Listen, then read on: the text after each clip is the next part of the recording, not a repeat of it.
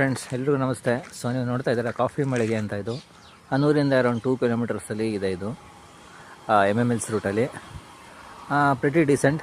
ಮಸಾಲ ಚಾಯ್ try ಮಾಡಿದ್ವಿ, ಚೆನ್ನಾಗಿತ್ತು.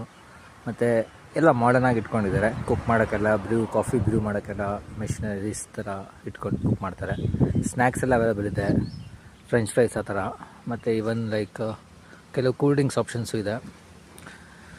ಚೆನ್ನಾಗಿದೆ. ಈವನ್ ನಾವು ಅಲ್ಲೊಂದು ಚಾರ್ಜಿಂಗ್ ಪಾಯಿಂಟ್ ಕೂಡ ನೋಡಿದ್ವಿ. ಸೀಟಿಂಗ್ ಅರೇಂಜ್ಮೆಂಟ್ ಪಕ್ಕ ಮೊಬೈಲ್ಸ್ ಏನಾದ್ರು ಚಾರ್ಜ್ ಮಾಡ್ಕೋಬೇಕು ಅಂದ್ರೂ ಆಪ್ಷನ್ ಇದೆ. ಅದರ್ವೈಸ್ ರೆಸ್ಟ್ ರೂಮ್ಸು ಕೇಳಿದೆ, ಇನ್ನೂ ರೆಡಿ ಆಗ್ತಾಯಿದೆ ಅಂದರು.